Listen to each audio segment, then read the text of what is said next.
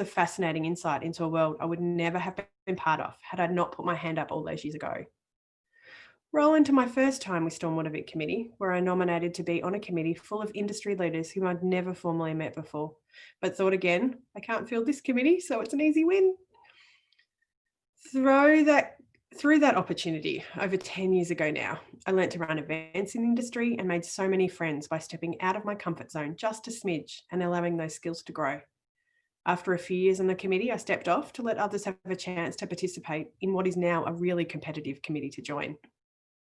Fast forward a couple of years ago, when I thought I needed to give back some more to an industry that had given me so much technical growth and enlightenment. And now look at me, president.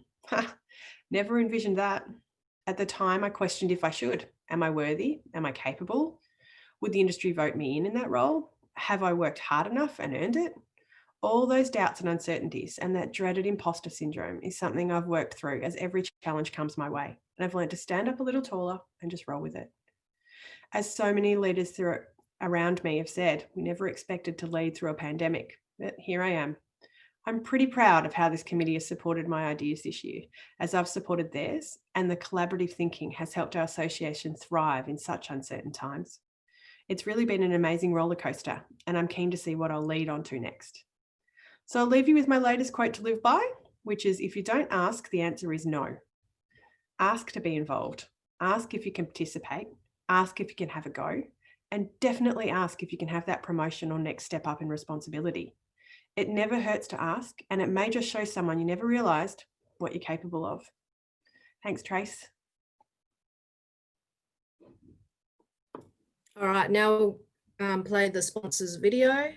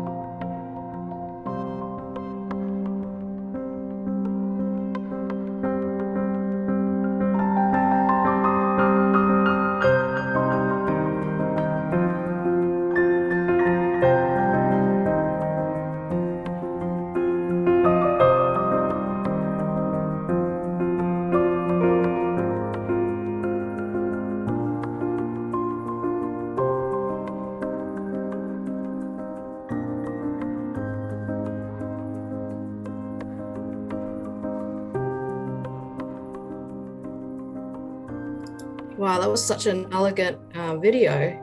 Oops. All right. The speaker today, as we mentioned, is Celine Machinay. Celine is an environmental engineer with over 10 years experience in the water industry. She migrated to Australia from France in 2006, looking for a safer and growing environment to develop herself professionally. She started settling and drawing her first connections in Hervey Bay, Queensland, for a couple of years, working for the local council to improve the water quality of treated effluent ponds. She then relocated to Melbourne, where the climate and culture aligned closer with what she loves and grew up with. Celine started a family and continued to grow her technical skills in computer modeling by assisting water corporations in operating and planning for the future of potable and sewer connections. Over the last 8 years, Celine has been working at Water Technology as part of the integrated stormwater management group that she now leads. She delivers delivering surface water management strategies to secure health and safety of community and environment that we live in. All right, thank you, Celine.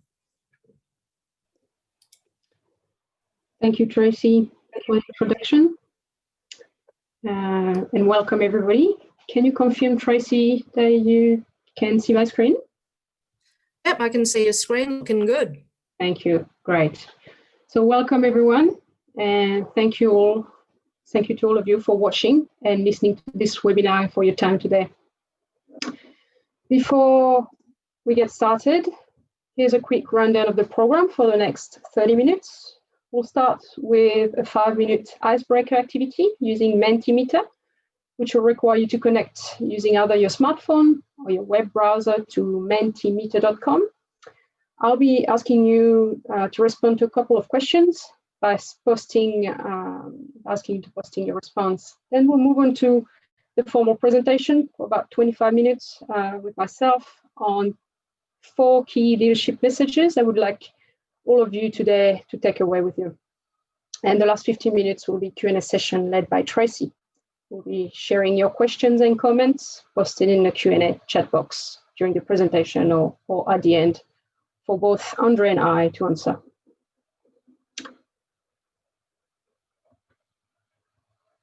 So,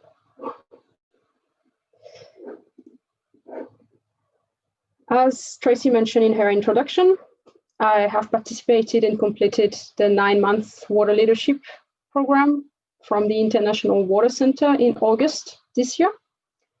This program is designed to help emerging water leaders to be more effective at exercising influence, driving change, and advancing more integrated form of water management, to build self-awareness, to identify specific leadership development skills, and to strengthen leadership skills water leader needs. So this means that I'm by no means a leadership specialist, but consider myself a leadership student who's continuing to learn and exercise my leadership development. But we have a leadership specialist on the panel with us today, Andre Taylor. The intention of this webinar is for me to share with you my leadership journey and 4 of my key leadership takeaway messages from the program and from my personal experiences. So let's start with the icebreaker activity by typing www.menti.com on your web browser or smartphone and enter the code 1947958. Perhaps Tracy, if you want to put this code in a chat box for everyone. Thank you.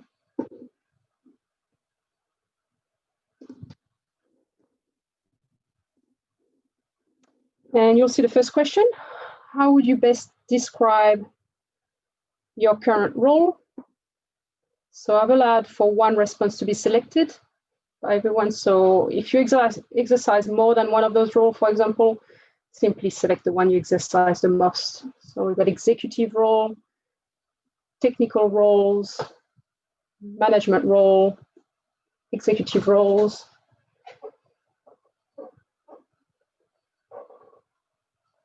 I'll give you a bit of time to post your response. So far, there seems to be a split technical and management role being selected.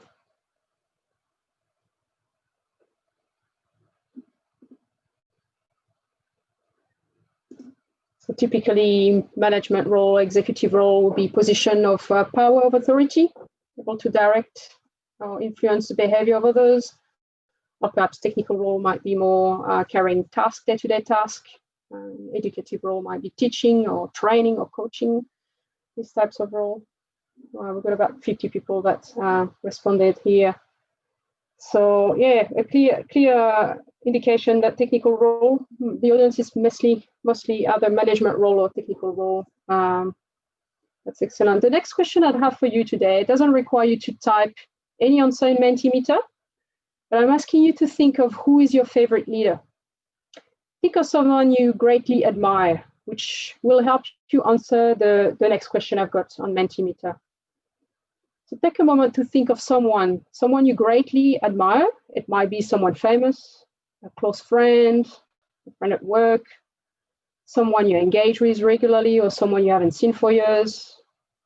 It can be anyone, but someone you admire.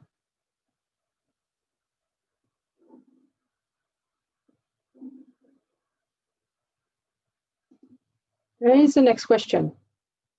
What values are the most important to you as a leader? Think of that person that is you admiring the most. What values did they display that will make them important to you as leaders? Honesty, coming up very strongly. Empathy, trustworthy, credibility, authenticity, teamwork, respect, integrity, a lot of vision coming up, a lot of values coming up here. Honesty and empathy coming up. These are all very great values here, guys. Compassion, enthusiasm, yeah, empathy, commitment. Fantastic. I think about 50 people answered there. Excellent. Thank you very much. Empathy, honesty, trustworthy, a lot of great values that represent leaders. Let me get away and go back to the actual presentation. Thank you for participating. This icebreaker, let me go back to that presentation now. So since the pandemic, I've been to a lot of webinars from various organizations and associations like Stormwater Victoria, but I must confess that today, this is my first webinar while being on the other side.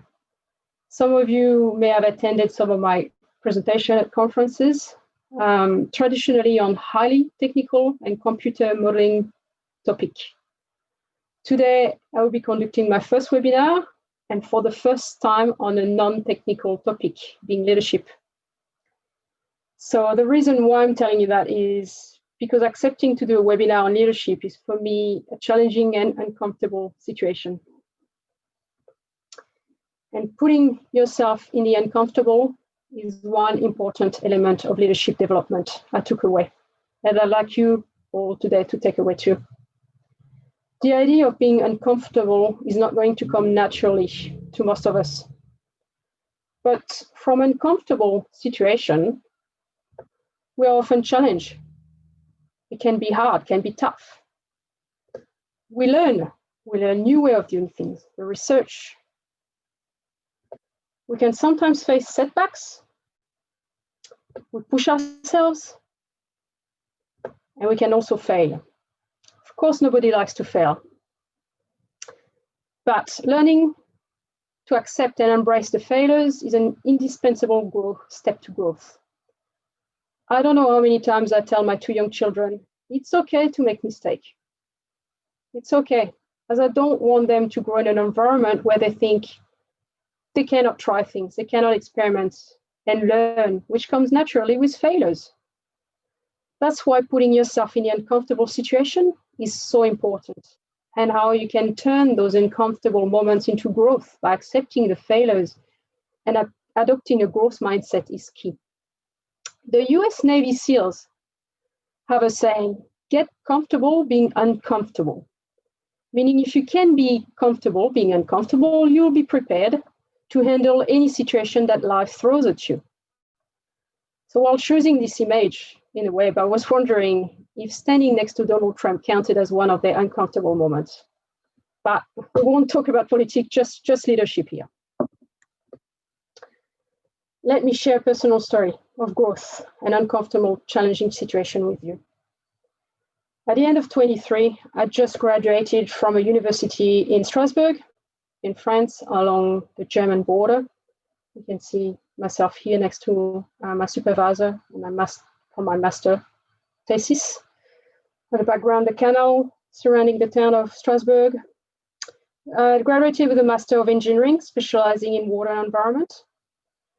I never lived anywhere else than in France. It was either near Paris or near Strasbourg, 500 kilometers away from Paris. With my degree, I was offered my first engineering position as a hydraulic computer modeler in south of France, French Riviera, which was a bit of a dream come true coming from Paris. But I decided to turn this offer away and accepted another offer to work for only 6 months on a research and development project in Australia, Harvey Bay, testing the effectiveness of a mixer in reducing algae bloom in treated effluent ponds in a regional town, Harvey Bay. I never travel on my own overseas, let alone taking a flight to the other side of the world. I also didn't understand English very well or spoke much English at all, despite having followed many years courses in France. I never printed English in France as I never had to use it. When I arrived in Harvey Bay, everything was a struggle and uncomfortable. Everything was foreign, from the sticky hot weather, humid weather, the language, the accent I couldn't speak or understand. Not just the technical word I'm talking here, talking every day at the shops, finding an accommodation, driving four-wheel drive cars on the other side of the road while collecting water sample in a pond. Not knowing anyone, the sun, the birds rising, the sun rising early in the morning. Everything was a struggle and uncomfortable, just different. I still remember walking a Saturday morning along the Esplanade in Torquay, for those of you who've been to Harvey Bay before, seeing a group of people standing on the footpath, staring at a man with his arm in the air, yelling. I was just wondering, what is that? And I took this photo I'm showing you today. I took this photo, and then I was after all told it's an auction. So just to tell you how everything was new to me. But I pushed through. I never gave up. It took time. The first 3 months I didn't speak. I was focusing on listening to learn the language, the accent, in preparation for the time I could talk, respond, and engage with people. I also had setbacks. Not everything went well, but I adopted a growth mindset and came stronger on the other side. So my first takeaway message here is put yourself in the uncomfortable and focus on adopting a growth mindset. Let's pause for a moment and define what leadership is. Are we born leader? What defines a good leader? What are common traits? How do we become a good leader? Why is it important to build leadership in an organization or for a project? There are some questions you might have. In the water leadership program, I learned a contemporary definition of leadership, which defines leadership as a process of influence that accomplishes three outcomes: direction, alignment, and commitment, commonly referred as the DAC model. By direction, we mean setting a shared understanding of common goals and strategy, a shared vision for a new water project, management project, for instance. In alignment, we mean the joint coordination of resources and activities, aligning people, project and research. Finding commitment, we mean a personal commitment to a collective success, motivating, inspiring others to achieve mutual interest. I remember Andre during the program explaining that leadership is not a position, but leadership is primarily about simply exercising influence to drive change. We can also define leaders as someone who engages in leaderships. Everybody can do it. You don't need to be born leaders. Working towards integrated water management activities, tap into the essence of leadership, what leadership is, exercising influence to drive change. That's why leadership is required in the water industry, and that we need water practitioners to develop leadership skills and behavior. With leadership not being a position, leadership development is relevant to water practitioners at any stage in their career, not just those who occupy senior roles with high level of authority, the executive role or management role that we saw in Mentimeter. There is another key message for you is you don't need authority to engage in leadership. Let's take the example of Greta Thunberg, for instance, a young Swedish environmental activist who spent her school days outside the Swedish parliament holding a sign, then creating a movement with followers. Whether or not she deliberately aimed to become a leader or even to create a movement of followers or not, she certainly adopted leadership behavior which allowed her to influence and drive change. I'm going to share with you a bad example of DSC model. where I personally missed all the elements from the DSC model. Before graduating from my master in engineering in Strasbourg, I completed a 6-month internship to gain practical and professional experience with Veolia Water. My mission was to build and calibrate a potable water network for the city of Saint-Raphael in south of France.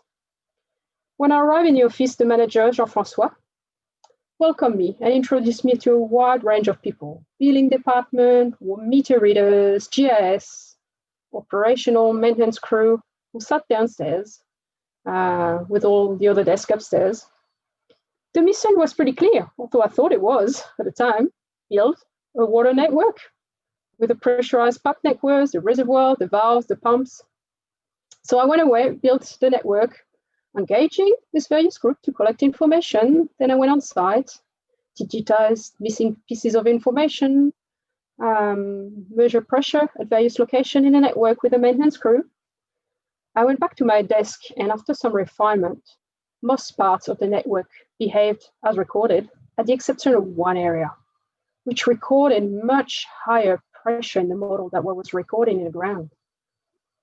I went back on site with Jean-François, and we discovered a pressure reducing valve, which is designed to reduce the pressure downstream the potable water network. With many of the operational and maintenance department, we'd been working over 30 years on this network. Jean-François was telling me that it's unlikely that nobody knew about that valve. There were a culture of retention of information, a clear lack of trust between management and operation maintenance crew. Well, I thought the mission was clear at the start. The direction, the shared understanding of common goals, a strategy was not clear at all. To develop a tool to assist managing the potable water network, to be prepared for major burst or water pressure for firefighting would have been a vision, something to elaborate a direction that was clearly missing here. With that direction missing, the alignment and commitment to collective success fell through. And yes, I did build and validated a potable water network for Jean-François, but I'd be very surprised if it got used or trusted by many people, much people in the operating and maintenance crew. Let's take a look at the difference between management and leadership. In an article called What Leaders Really Do, Professor John Cotter defines management and leadership. He defines management as being about coping with complexity, while leadership, by contrast, is about coping with change. He further explains how a company manages complexity by planning, budgeting, setting targets for goals for the future, explaining detailed steps for achieving those targets, and then allowing resources to accomplish those plans.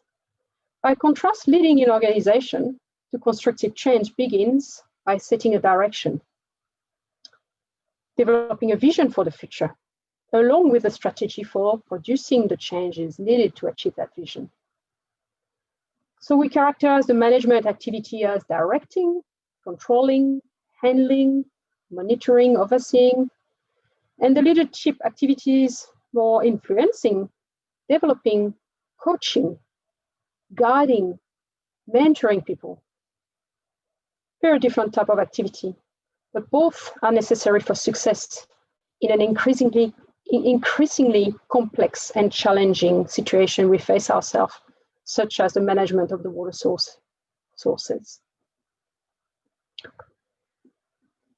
Commitment in a DAC model, commitment implies that you know what you stand for, what you believe in. In other words, you know your own values and the values of others, that you're going to align your action with for the same purpose, goal, and direction. That's why leadership should always start with self-leadership. Similarly to the term leadership, we defined earlier as a process of influence. Well, self-leadership is a process of influence too, influencing yourself.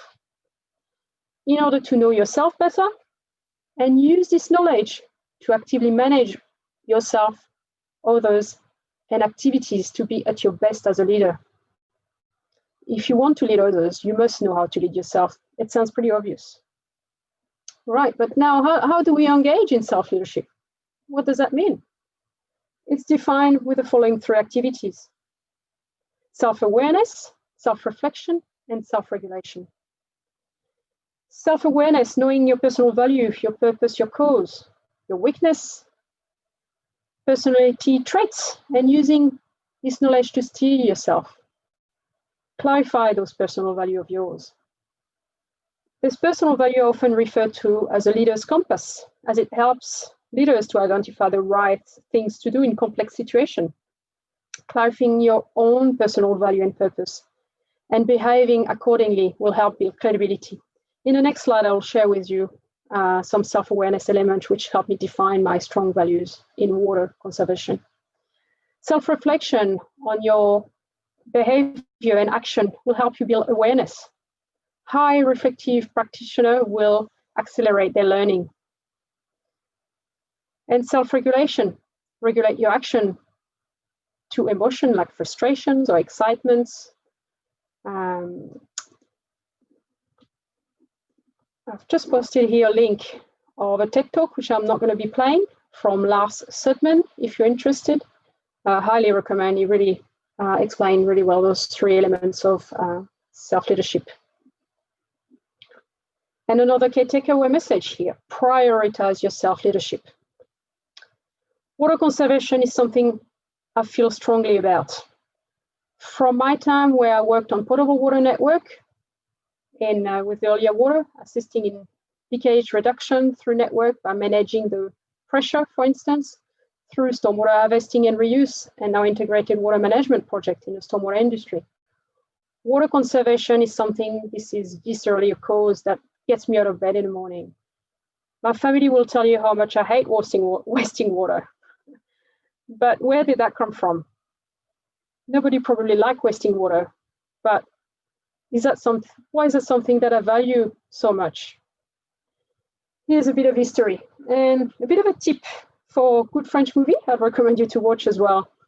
Germinal is a French movie with Gérard Depardieu, which depicts the living and working condition of striking coal miners in a poor rural district in north of France.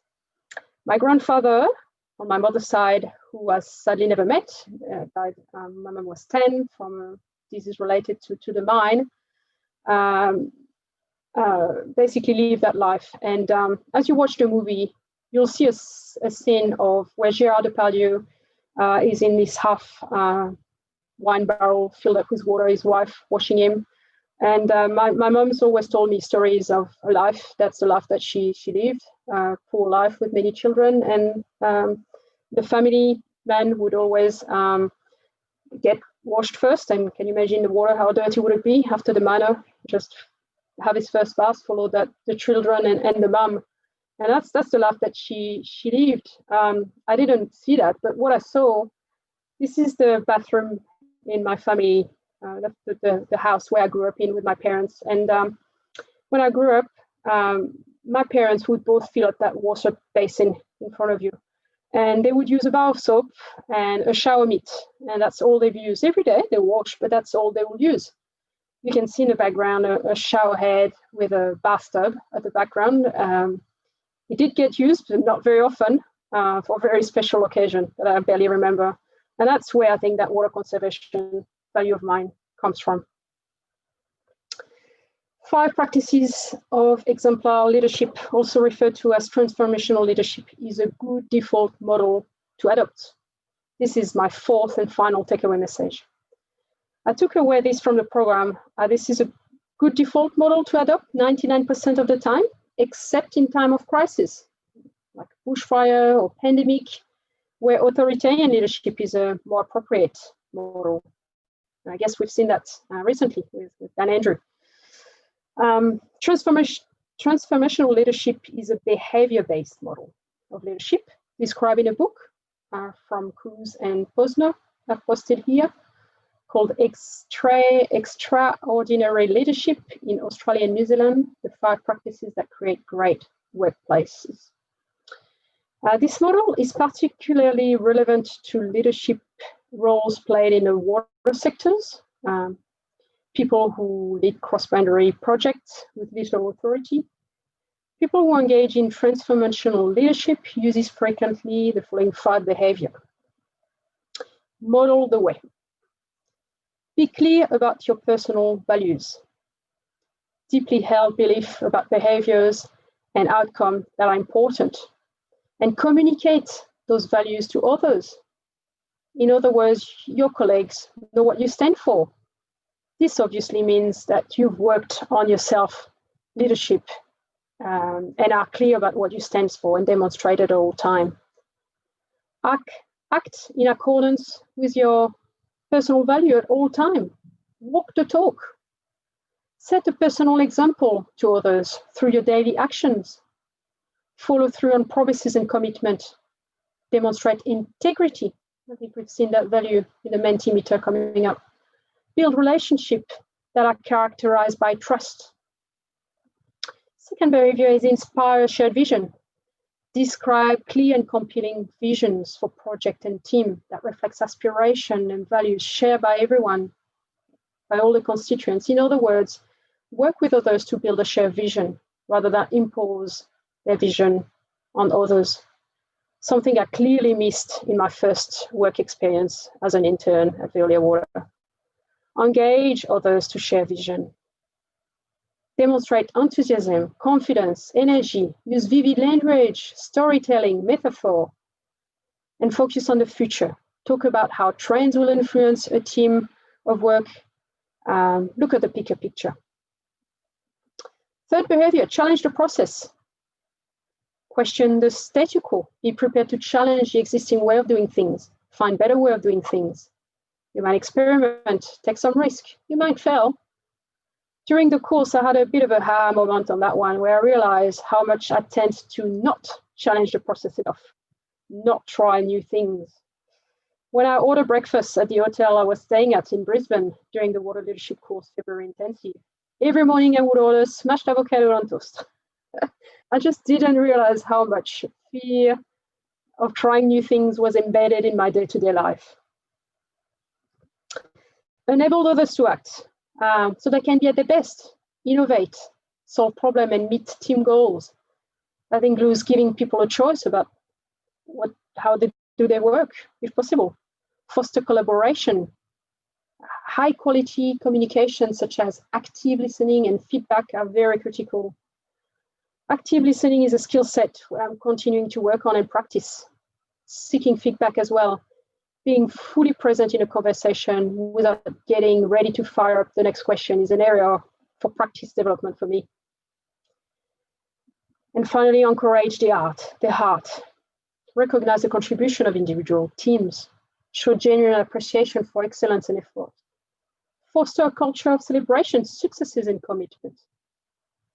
Find ways to creatively reward and acknowledge people for their contribution.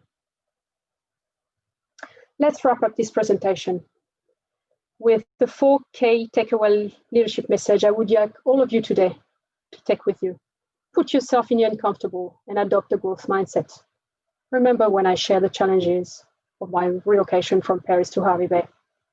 You might also recall an uncomfortable moment and adopting a growth mindset yourself too.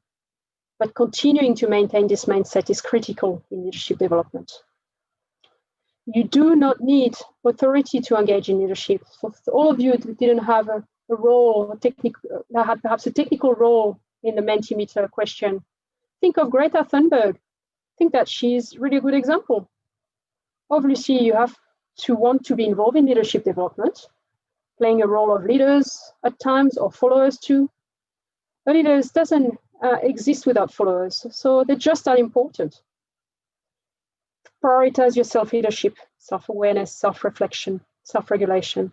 And finally, transformational leadership is a good default model to adopt, involving modeling the way, inspiring a shared vision, challenging the process, enabling others to act, and encouraging the heart. I would like to conclude with an acknowledgement to the Water Leadership Program Facilitator and Leadership Expert, Andre Taylor, for his informative and engaging way to deliver the program and accepting to join me on this webinar. Walter, my coach on the program, as well as my two mentors, Luke McPhail and Tony McAllister, for supporting me in my leadership development. And finally, Water Technology and Stormwater Victoria, for supporting me through funding of the program and allowing me today to present this webinar to you. I would encourage you to provide me with your feedback. Remember, this is my first webinar. You have my contact details below. You can also find me on LinkedIn. And I would like to leave you today with a question for you to reflect and perhaps reach out to me after this webinar. In your own eyes, how could the stormwater industry do to build leadership development? Thank you very much for your time. Thank you, Celine. That was great. It's so interesting that you've included a lot about your background and your own fears and being when you've been uncomfortable. So I think that's really interesting. And it's really different to see compared to like maybe other webinars where we don't get to understand the speakers as much. All right, I'd like to introduce Dr. Andre Taylor to the Q&A panel. So Andre is a leadership and development specialist, water practitioner and sustainability practitioner. His professional purpose is to work with enthusiastic leaders to drive positive change and to make the world a better place whilst demonstrating values of integrity, enabling others, sustainability, and continuous learning. He has worked in the water sector for almost 30 years and did his PhD research on leadership in the water sector. His current roles include, now there's a few of them, so I'm just going to go through all of them. Leadership specialist at the International Water Centre, adjunct faculty at Griffith University, instructor at the International River Foundation's River Academy program, adjunct faculty at the Monash Sustainable Development Institute at Monash University, adjunct faculty at the University of New South Wales Business School, and director of his own consulting company. So thank you, Andre Taylor. Looks like you've got a lot on your plate at the moment. So thanks for joining us today on the panel. I do have a quick question. I might start off with you, Andre. Can you tell us about the International Water Centre, just like a little brief about it, and a little background about the program and how people can get involved? Yeah, happy to, Tracy, and thanks for the opportunity to drop in. And also, Celine, before I forget, fantastic presentation, well done. Okay, so the IWC, International Water Centre, is essentially a capacity building organisation. We were set up, I think it's about 15 years ago, by 4 universities. These days, we're closely linked with Griffith University, but we're interested in growing water leaders. So we roll out various activities, like we have a Masters of Integrated Water Management and a Masters of Catchment Science. We have a graduate certificate in water leadership. We also run programs and courses outside of the university structure. So our flagship leadership development product is the IWC Water Leadership Program, which has been running for 10 years now. And we're fortunate to have worked with people like Celine, 225 of them over 9 programs, 10 years. And I must say that's the best part of my job, working with people like Celine and seeing them thrive and recognise what leadership is and take to it. So it's wonderful. So we work with water leaders all around the world. Our water leadership program is mainly a domestic program, so it's mainly Australian-based leaders. It's an emerging leader program. That means non-executive. So typically people that come along to our program are usually team leaders. They're leading project teams or teams of staff.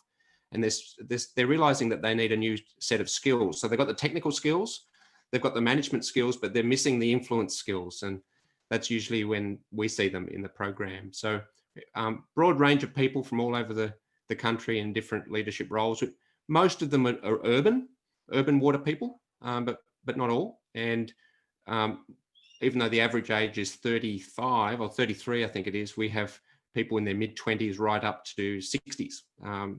Some people are preparing themselves for executive roles. And as Celine mentioned, the main aim of the program is to help those emerging leaders to build the confidence, skills and knowledge to drive positive change in the water sector.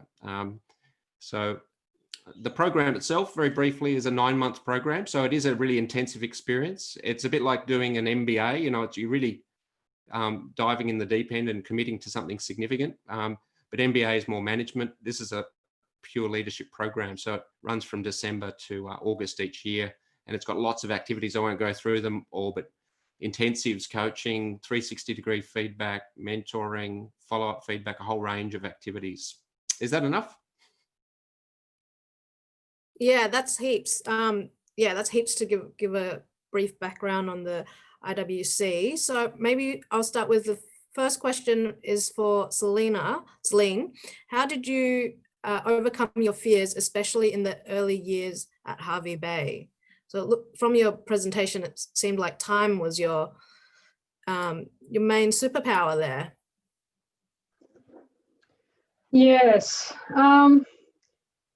I'd say the reason why I pushed through was my direction and commitment. My DSC was very strong when I moved to Hervey Bay, when I relocated. As much as it was a 6 months offer and project that I was privileged to be given, I left France with a strong desire to leave France and to start somewhere else. So while everything was hard about it, my self direction was very strong. I did not know anyone, but quite quickly I set up a very strong support network. I must admit it was a challenging time, but I made friends for life over there. I call it my hometown in Australia, and I think that sums it up. Oh, that's really nice. Got a few more questions. I think that a lot of the questions are in the chat, so I have to open up the chat. Everyone's really, very happy with this presentation, Celine. So just so you know, you might not be able to see this feedback, but yeah, everyone's beautifully prepared and presented, Celine, from Tanya, from Clearwater. And yeah, there's heaps of things there. Any questions? Okay. How does leadership program compare and relate to the Masters of Water Management? So maybe that one's for you, Andre.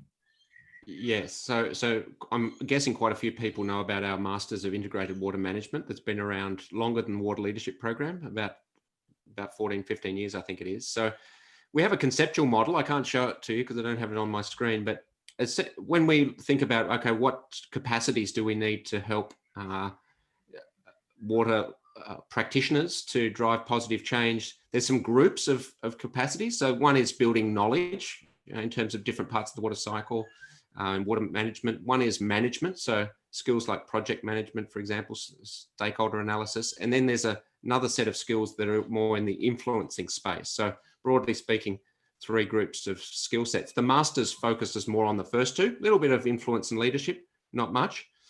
So it's more about building knowledge right across the sector of what we do, the broad range of activities and management skills, whereas the leadership program is more about influence. So we cover topics like building power, designing influence strategies, social networking, using different leadership styles, leadership development methods, and communication skills, active listening, for example, conflict management. So all of the skills you need to drive to be influential as a water practitioner. And I would say that most, not all, but most water practitioners work through these skill sets in their career in a bit of an order. It's normally technical first, then management, then leadership / influence. And most people kind of go through that phase. So the Masters is probably earlier in the queue than the leadership program.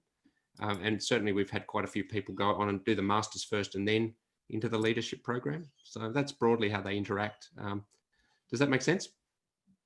Yeah, that makes a lot of sense.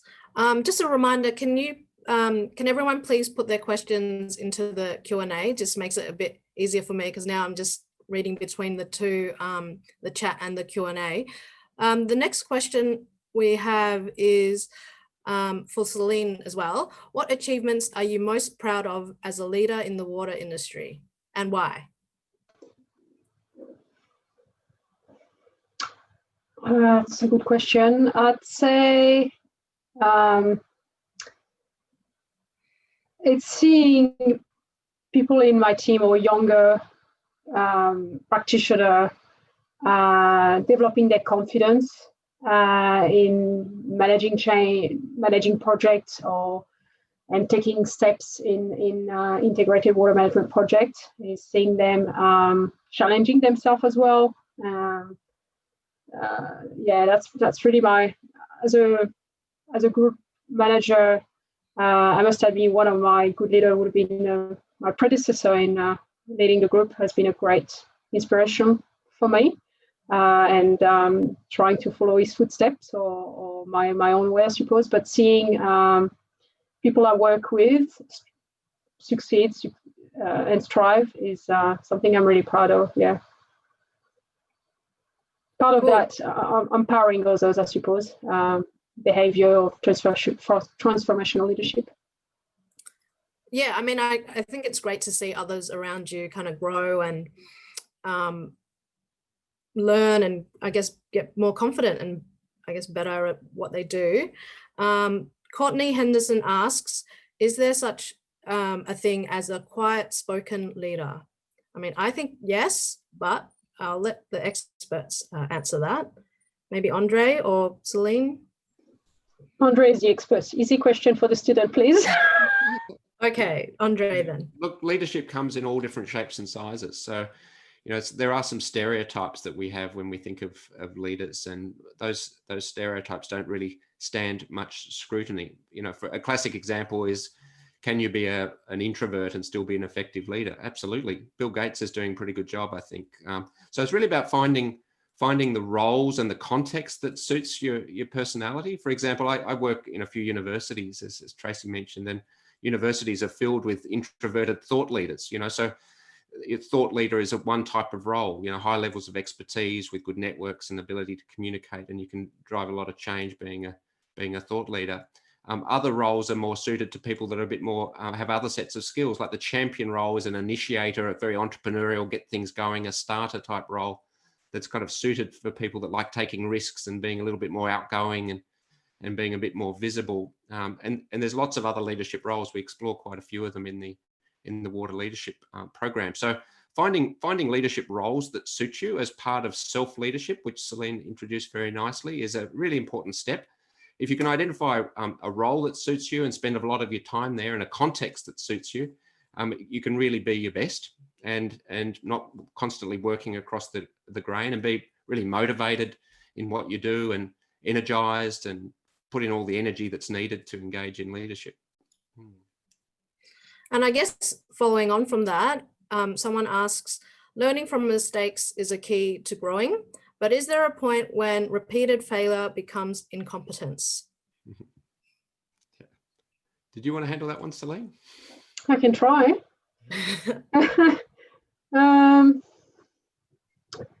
I'd say it depends perhaps on the context. You know, I wouldn't say there is a rule, you know, you strike once, strike three times. We have to be very mindful and very allowed for mistake to be made if we want to grow. So there is a risk in just saying, well, there's too many mistakes and yeah, there's a problem. It's important to sort of distinguish the reason and why. And I think there may be a point where, yes, it's beyond leadership. It might be skill set based or support. But yeah, I think we have to be very cautious in condoning a failure. Anything we'd like to add, Andre? Yeah, can I add to that? I think experimenting with different approaches is important in leadership. So it might be experimenting with different styles or approaches, you know, even things like virtual team leadership that I'm guessing many people have had to do this year. There's lots of techniques and tools to do that. So it is important to experiment. I think finding safe places to experiment where you don't lose your job when you mess it up, I think that's really important. You're probably aware there are practice fields that we can find. You know, for example, when we're learning communication skills, we might join a Toastmasters club, which is a safe place to practice and get feedback. So looking for practice fields is important when we're practicing forms of leadership and experimenting. The other point I'd add is being a reflective practitioner is so important in leadership development. So if we're reflecting on our experiences well, we should be avoiding or minimizing the risk that we'll make the same mistake twice. But I think certainly my experience working closely with a lot of not only water leaders, other leaders from other sectors, is that most people are not very good at reflecting properly. It's not a skill set that we're kind of innately good at. We might have to learn techniques. So again, this relates to self-leadership again, learning techniques so that we reflect properly on an experience, squeeze out all the value. We don't make the same mistake again. We grow as a result. We build confidence, not lose it. We don't ruminate. We don't get anxiety. We don't lose confidence. Making sure we reflect properly is very, very important for that reason, and a whole bunch of other reasons. It's part of building resilience as well. So there's some thoughts on that one. Yeah, I mean, yeah, that's really interesting. A lot of those are quite tough, and I guess it's a lifelong journey. Hey, I think another question is, can a landscape architect do the leadership program? Yeah, we've had at least a couple I can think of, and as long as you're in the water space, then you're eligible. So we have a few criteria. Have a look at our website, but I think there's a minimum of 3 years experience in the water sector we ask for, and these days we don't restrict people to any part of the water sector. If you're engaging in water management / leadership in any way, we'll call you a potential water leader or an existing water leader. You need your organisation support if you're not self-employed as well. That's really important. And you need to be just available. Most of the things that we roll out in the program are flexible in terms of time, except for the intensive we run in mid-February. We require everyone to be there. Of course, COVID has created a few challenges, which I won't go into. So we have to kind of have a few contingencies for if that continues into next year, but we do require people to attend the face-to-face intensive in February, but everything else can be moved around or is what we call asynchronous. You know, it's not live, or it's optional. That there are elements of the program that you can choose to do and not do as well. There's some flexibility, like our online activities. Yep, and you can apply through the website. Is that the main? Yeah, so if you want to apply, all of the information is on the IWC website. So just search for the International Water Centre Water Leadership Program. You'll find it. There's a lot of resources there, including a readiness assessment tool to see if you're ready. This is pretty important. I'm sure Celine would support this. Doing a program like this is good if you're ready for it. You know, so there's certain times in your career where it's going to be really useful. You know, I wouldn't encourage someone to do it, you know, straight out of uni with no work experience. That's why we have I think it's minimum of 3 years experience.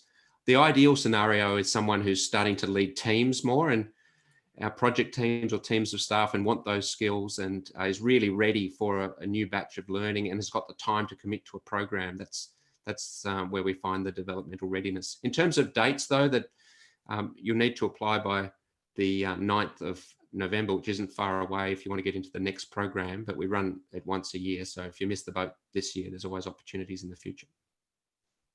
Cool. There's a bit of a discussion going on in the chat, which is nice. Warwick says, I would think that repeated failures is not an issue. It's repeatedly not learning from the same mistake that is the problem. If you are pushing the boundaries and continuing to learn from those mistakes, then you are on a good learning path within reason, of course. So I think that's a good answer to that one. Are there any more questions? Does anyone have any more questions? I feel like that's probably the end of questions. I guess. All right. Well, oh, yep. Do you have? Can I interrupt, Trace? Last year we offered a half scholarship available for the International Water Centre for this program that Celine ran as part of our Stormwater Victoria hat. The anticipation of that, we didn't pick that up again this year, but the idea would be that we pick it up again next year. So all being well, keep an eye out. Stormwater Victoria should be sponsoring, half sponsoring a scholarship like the one that Celine took up here to participate in the International Water Centre. You'll also find that organisations like Clearwater also provide sponsorship opportunities for people to attend this event. So it's not purely on you to have to completely fund it. There are opportunities out there for both full and half scholarships to be part of this amazing program. Great, thanks, Jamie. All right, so I think that's a good time to wrap things up. Upcoming events, so please check these upcoming events in our stormwater industry. So the next one is next week. It's going to be organised by Clearwater. and it's about understanding and applying Victoria Stormwater's planning requirements. So that's next Wednesday. On Thursday next week, we have Let's Stop Putting Stormwater Detention in Stupid Places, which is a pretty interesting title. That's run by Stormwater Queensland, and that's a webinar. So that's, anyone can go to that one.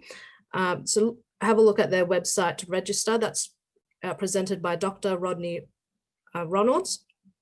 And then in November, Stormwater Victoria will be hosting a month-long international keynote showcase where we've gathered the greatest minds from various cities around the world and see if there's anything that we can learn from them. The first one is on the 5th of November, and it's the theme is city shaping in the post-COVID world, which is extremely relevant to Victoria at the moment, and particularly Melbourne, but also like if you're from another state, please, and if you're interested, please register. So registrations are open and you can register from our website. As always, please fill out the survey at the end of this webinar. Let us know what you think and what we can do to improve. If you can, please suggest a future topic that you'd be keen to see. Speaker gifts are donations to WaterAid Australia. This goes towards getting clean water and facilities to communities that don't have them. Thanks again to Contessa, Jess and Gems for putting this together. Thank you, Celine and Andre, for joining us and yes, giving us your time. And thank you for everyone attending today. All right, and yeah, so we'll see you again soon at the next few events we've got coming up. Thank you.